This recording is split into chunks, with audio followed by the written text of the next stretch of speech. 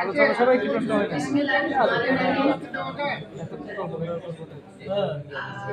সাংবাদিক বৃন্দ, আজকে যে এই বাজুসের যে আপনারা পরিচালক আছেন এবং এখানে যারা অফিসার আছেন, কাজ করছেন, সময় দিচ্ছেন আপনাদের, আসসালামু আলাইকুম। খুব ভালো লাগছে আমার আপনাদেরকে দেখে, কিন্তু আমি একটু চিন্তা করছি যে বাজুস হলো জুয়েলারি অ্যাসোসিয়েশন, তো জুয়েলারি কিন্তু মহিলারাই পরে, ছেলেদেরকে খুব একটা দেখা যায় না জুয়েলারি পরতে। জুয়েলারি দোকানে গেলে আমি দেখি নারীদের ভিড়, অথচ আমি এখানে দেখছি পুরুষদের ভিড়, নারী দেখাই যাচ্ছে না। সাংবাদিক নারীও তো আছে, কিন্তু আমি খুব চেষ্টা করলাম খুঁজতে যে সাংবাদিক নারীরা কোথায় গেছে।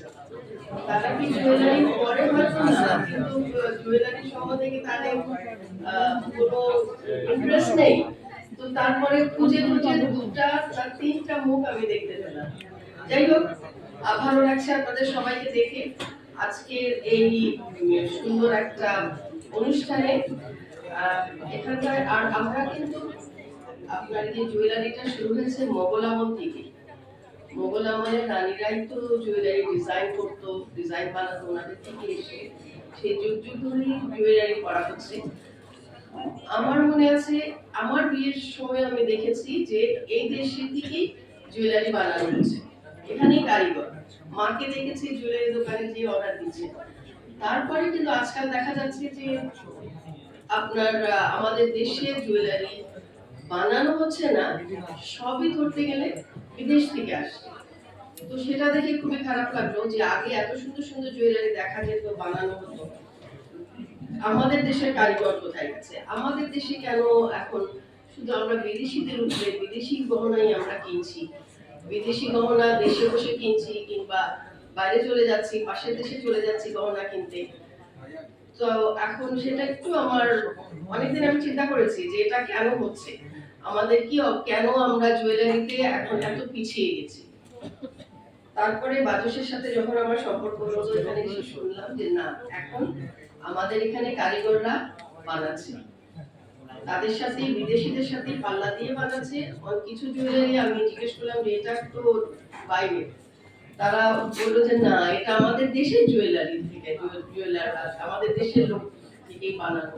তো সেটা শুনে খুবই ভালো লাগলো এবং আমি আশা করব আমরা অনেক দিক দিয়েই কিন্তু অনেক এগিয়ে যাচ্ছি বাংলাদেশ। তো এই জুয়েলারি সেক্টরটাও আমি আশা করব যে এগিয়ে যাবে আমাদের দেশ থেকে। আমরা জুয়েলারি বানিয়ে এক্সপোর্ট করব, আমরা ইম্পোর্ট করা একটু কমাবো আশা করছি। এবং সামনের যে আপনার প্রেসিডেন্ট আসছেন দরুন সাহেব, ওনার কাছেও শুনলাম অনেক কিছু, যে ওনার ইচ্ছা কিংবা ওনারা অনেক কিছুই হাতে নিচ্ছেন জুয়েলারি সেক্টরটাকে আরো একটু ঠিক করতে, সুন্দর করতে, এবং অনেকেই যেন এই জুয়েলারি সেক্টরে আসেন। সেটাও দেখলাম যে আপনারা অনেকেই ওনাদের অনেক ইয়ে আছে। তো সেটা শুনেও ভালো লাগলো। এবং আমি এই একটা সুন্দর একটা, আসলে আমরা একটা সুন্দর ইলেকশন এবার মনে উপহার দিচ্ছি। এবং আগে যে পর্ষদ ছিল তারা কিন্তু অনেক কাজ করেছে, তো আমি আশা করছি যে তাদের থেকে এই নতুন কমিটি আরো ভালো কাজ করবে। তো আমি আজকে একটু ফলাফলটা আমি আপনাদেরকে জানাই। আমি শিওর আপনারা অপেক্ষা করছেন যে কারা সামনে আসছে সেটা জানার জন্য। তো আমাদের বাংলাদেশ জুয়েলারি অ্যাসোসিয়েশনের বাজুস পরিচালনা পর্ষদ নির্বাচন 2025-26 এবং 2026-27। বাংলাদেশ জুয়েলারি অ্যাসোসিয়েশন বাজুসের পরিচালনা পর্ষদ পরিচালিত 2025-2026 এবং 2026-2027 এর ঘোষিত তফসিল মোতাবেক প্রেসিডেন্ট পদে আপনার একজনই হয়েছেন, বিনা প্রতিদ্বন্দ্বিতায়। উনি একলাই মনে হয় ইয়ে করেছেন, তার জন্য ওনাকে কংগ্রেচুলেট করছি। এবং সিনিয়র সহ সভাপতি, সহ ভাইস প্রেসিডেন্টের পদে একজন, ভাইস প্রেসিডেন্টের পদে 3 জন আছেন, কোষাধ্যক্ষ একজন আছেন, এবং পরিচালক পদে আছেন 29 জন। বৈধ প্রার্থীর মধ্যে থেকে কোনো প্রার্থী তাদের মনোনয়নপত্র প্রত্যাহার না করায় বাণিজ্য সংগঠন বিধি মোতাবেক 2025-এর 24-এর 1 ধারা মোতাবেক বৈধ প্রার্থীর সংখ্যা নির্বাচনযোগ্য পদের সমান হওয়ায় নিম্নলিখিত 35 জন প্রার্থীকে বিনা প্রতিদ্বন্দ্বিতায় নির্বাচিত ঘোষণা করা হচ্ছে। সবাইকে আমি কংগ্রেচুলেশন জানাই যারা এবার নির্বাচিত হলেন। আমি নামগুলো পড়ে দিচ্ছি আপনাদেরকে। প্রেসিডেন্ট পদে আছে Enamul Haque Khan, voter number 4, diamond and device.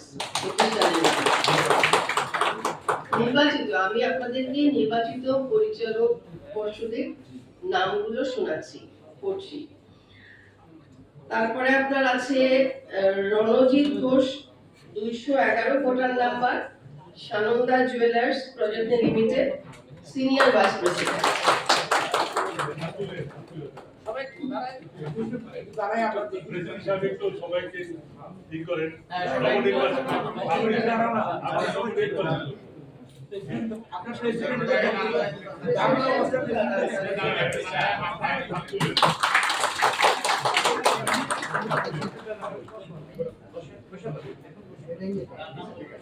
আমার মনে এক করে জানেন নাম বলি তারা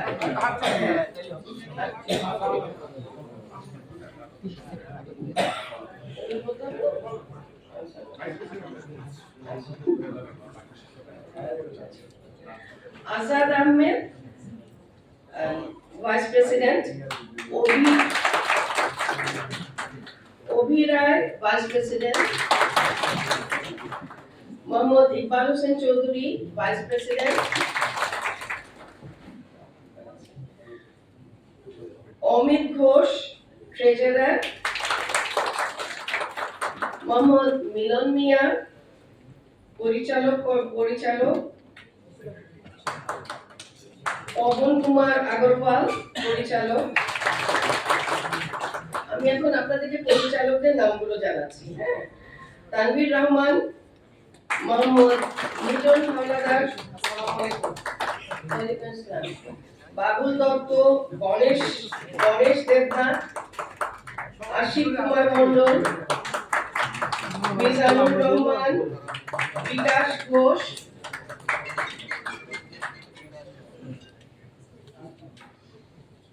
সুমন চন্দ্র দে,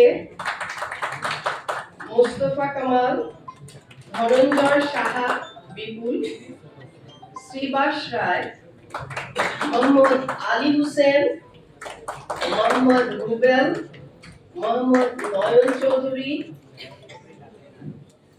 মোহাম্মদ সালাম,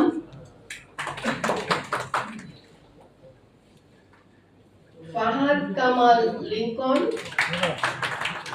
গৌতম ঘোষ, মোহাম্মদ রবিউল ইসলাম, মোহাম্মদ তারিকুল ইসলাম চৌধুরী,